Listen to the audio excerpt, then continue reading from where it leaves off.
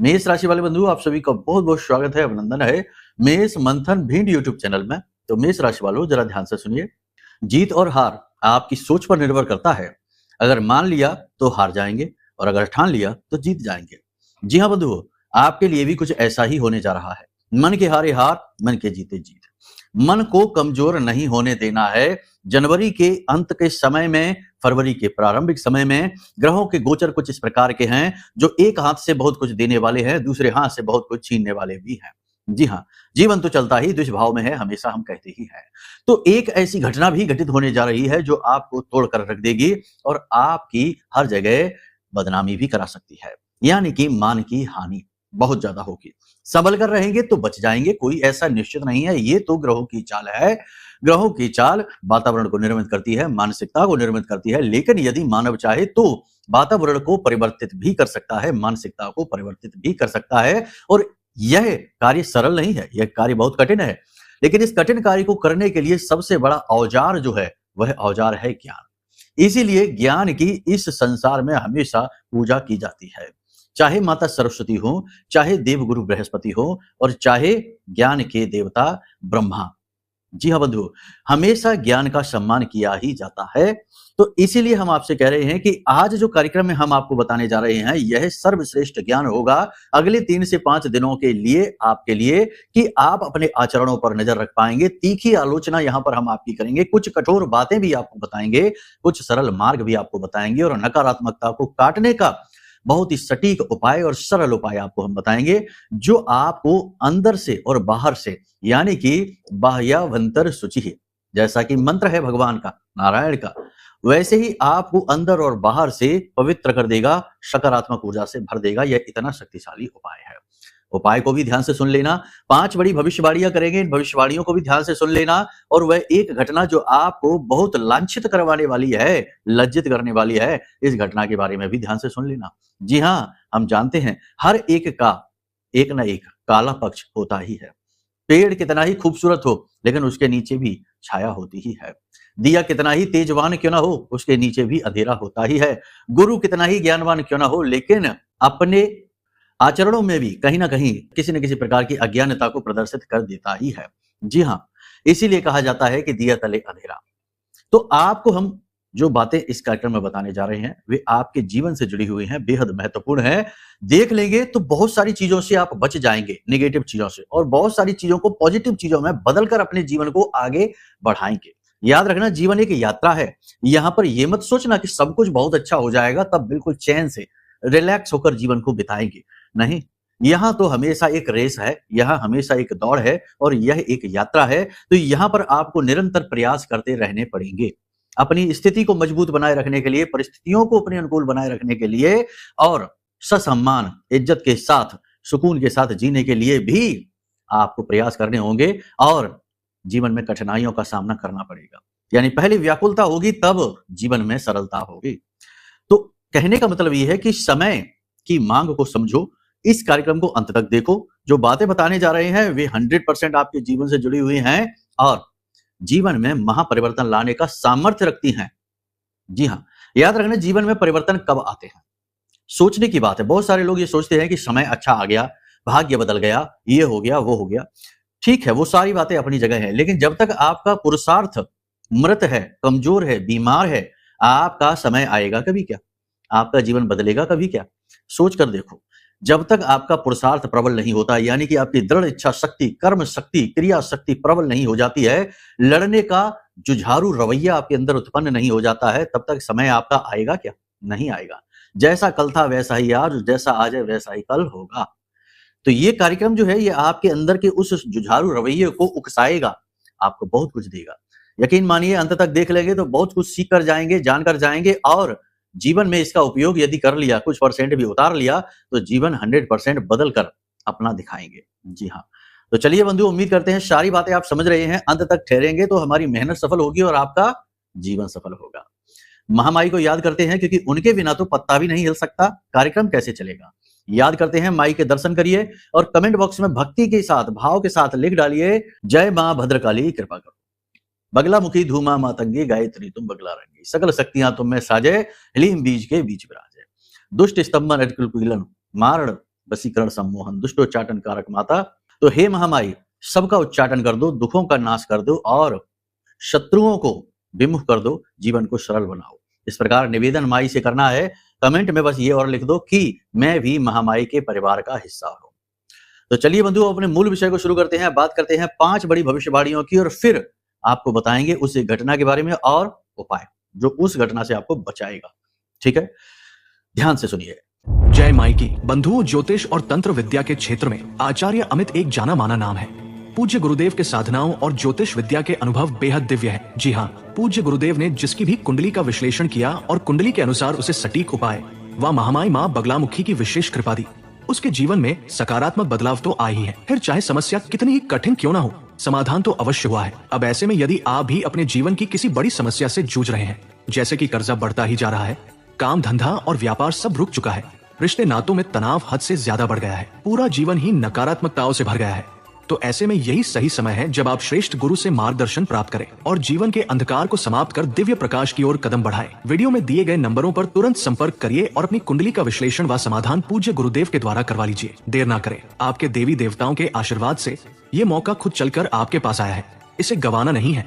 अभी फोन करें और गुरुदेव से मार्गदर्शन प्राप्त करें। महामाई आपका कल्याण करें। धन्यवाद। सबसे पहले यहाँ पर ध्यान से समझिए, 3 प्रकार की परिस्थितियां हैं जो आपके जीवन में चल भी रही हैं और आने वाले समय और काल में 3 से 5 दिन में आप फेस करने जा रहे हैं। पहली परिस्थिति यह है कि निर्णय लेने में कंफ्यूजन। जी हाँ, चल रहा है अभी, क्योंकि अभी चंद्रमा प्रभावित चल रहा है शनि के साथ। शनि जब चंद्रमा को देखेगा तो मन में कंफ्यूजन उत्पन्न करेगा ही, क्योंकि यह आंशिक विष दोष बनाता है। साथ ही साथ रिश्ते नातों में भी कहीं ना कहीं कड़वाहट उत्पन्न करेगा, दूरियां बनाएगा, प्रेमियों को दूर करेगा, जीवन में धन संपत्ति, रुपए पैसे की भी परेशानी उत्पन्न करेगा, सबसे ज्यादा मन पर बुरा प्रभाव डालेगा। तो यहाँ पर कहीं ना कहीं कॉन्फिडेंस डाउन होता दिखाई दे रहा है, लेकिन एकाध दिन के बाद जब चंद्रमा का गोचर यानी कि 28 तारीख के बाद चंद्रमा का गोचर हो जाएगा तृतीय राशि में और चंद्रमा गुरु से मिल जाएगा, तो आपको अपने गुरु से मुलाकात होगी। अब मतलब कहने का यह है कि पूजा पाठ, धर्म अनुष्ठान में आपकी रुचि बढ़ जाएगी, किसी धार्मिक यात्रा पर आप जा सकते हो, तीर्थ स्थल पर जा सकते हो, भगवान के दर्शन कर सकते हो, जो कि बहुत ही अच्छी बात है। आपका आत्मविश्वास बढ़ने लगेगा, धन की आवक आपकी तरफ होने लगेगा और जो आपने पैसा अपना कहीं इन्वेस्ट कर रखा है उसमें आपको अच्छे रिटर्न मिल सकते हैं, लोन वगैरह चाहते हैं तो वो मिल सकते हैं। लोगों का सहयोग भी यहाँ पर मिलना शुरू होगा, लेकिन यहाँ पर याद रखना दृष्टि हो रही है राहु की, यानी कि गुरु चंद्र साथ हैं और दोनों पर ही दृष्टि राहु की पड़ रही है, तो यह दिखाता है अचानक से होने वाली किसी प्रकार की घटना। अब यहाँ पर 3 प्रकार की घटनाएं अचानक से हो सकती हैं। पहली घटना तो ये हो सकती है कि कोई अपना ही ऐसा व्यक्ति जो बहुत भरोसे का है, बहुत ही अच्छा आपका साथी है, वह अचानक से कोई ऐसा कार्य कर देगा या अचानक से वह आपसे धोखा कर सकता है, आपके लिए नुकसानदायक हो सकता है। यानी कि अचानक से उसकी गति इस प्रकार होगी कि जो आपको चौंका देगी।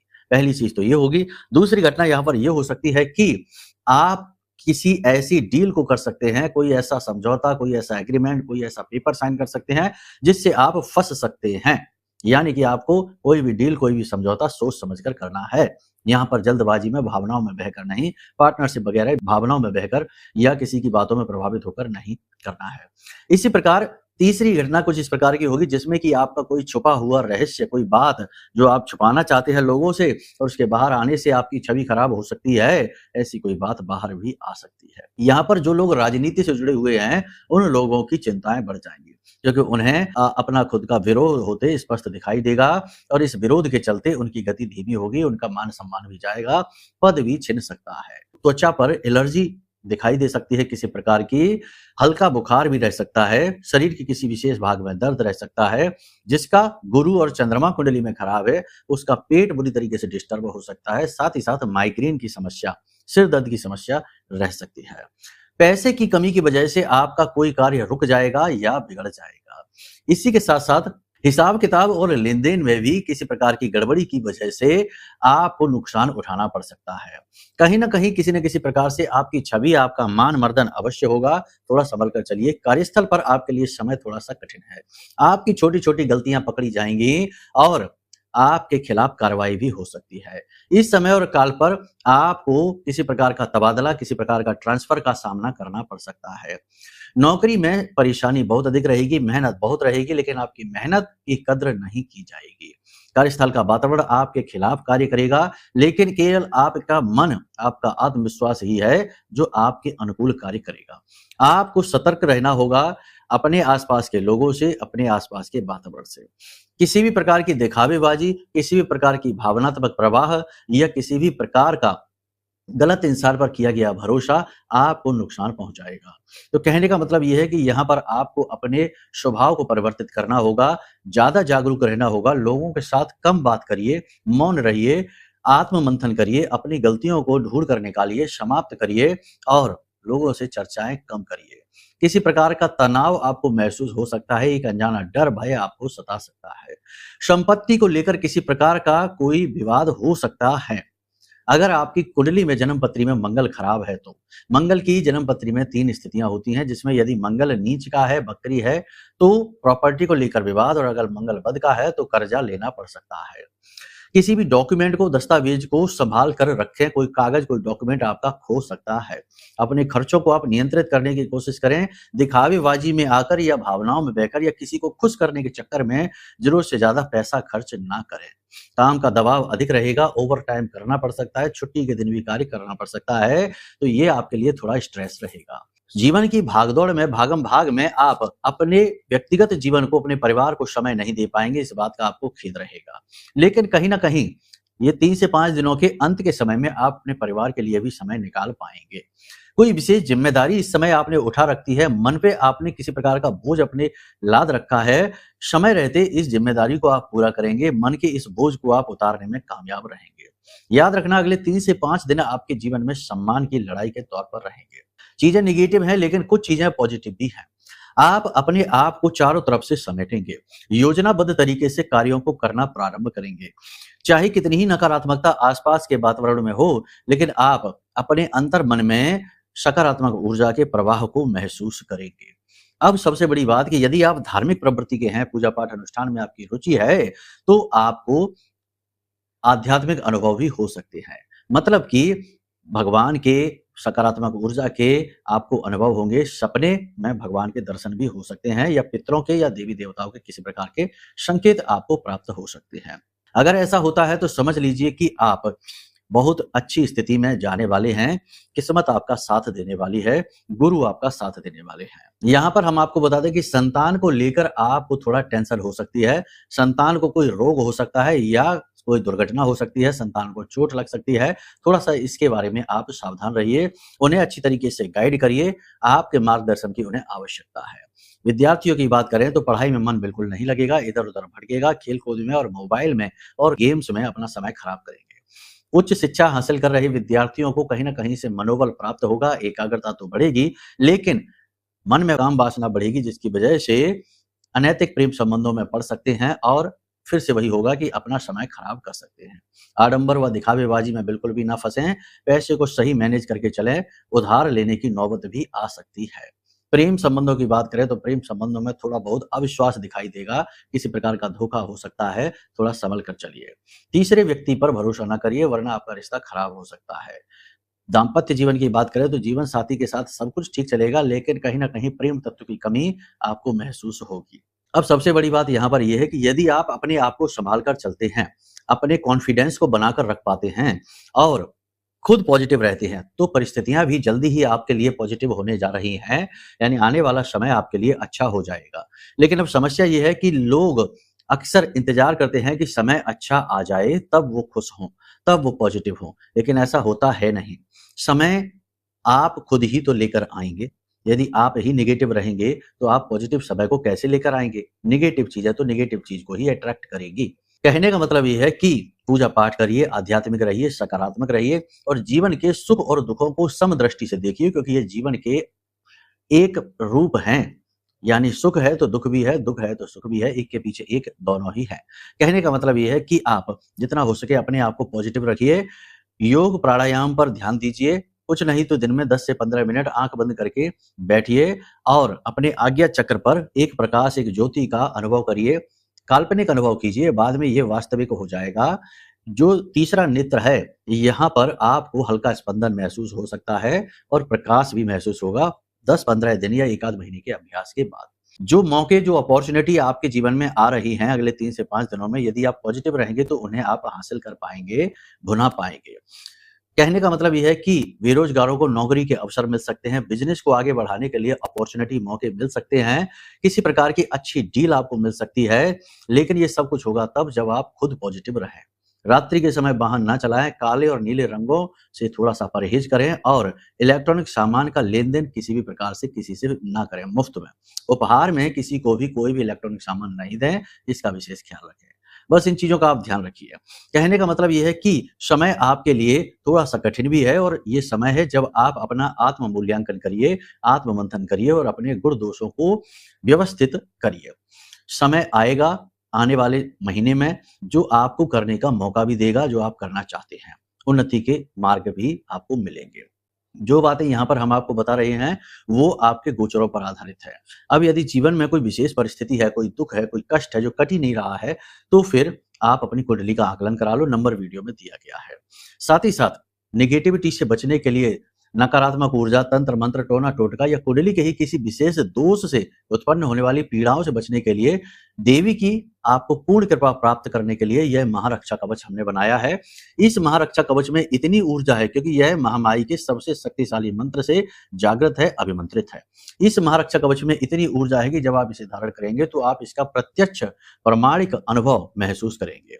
आपको चीजें बदलती हुई दिखाई देगी।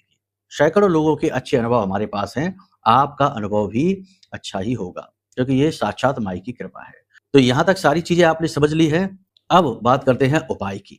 2 चीजें हैं यहाँ पर उपाय के तौर पर। सबसे पहली चीज है कि तांत्रिक स्नान।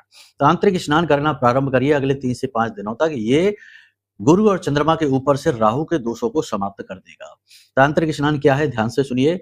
आपको स्नान करते समय अपने स्नान करने वाले जल में ये कुछ चीजें हैं जो मिलानी होंगी। तुलसी मैया की जड़ की मिट्टी, थोड़ी सी हल्दी, 1 चुटकी से भी कम, जरा सी 1 चुटकी भर समुद्री नमक मिलाना है, 1 लौंग का जोड़ा और 1 इलायची कूट कर अपने जल में मिला लीजिए और थोड़ी देर के लिए उसे वैसा ही रखा रहने दीजिए। जब आप स्नान करें तो इस मंत्र का जाप भी करें। मंत्र आपके मोबाइल की स्क्रीन पर दिखाई दे रहा है, ध्यान से देखिए। सरलता के साथ हम आपको बताते हैं। ओम गंगे च यमुने चैव गोदावरी सरस्वती नर्मदे सिंधु कावेरी जलेस्मिन् सन्निधिं कुरु। फिर से बता देते हैं। ओम गंगे च यमुने चैव गोदावरी सरस्वती नर्मदे सिंधु कावेरी जलेस्मिन् सन्निधिं कुरु। इस मंत्र का उच्चारण करते हुए आप स्नान करेंगे। आप पवित्रता का अनुभव करेंगे। इसे तांत्रिक स्नान कहा जाता है। यह स्नान आपको अंदर बाहर से पवित्र कर देगा, पॉजिटिव एनर्जी से भर देगा।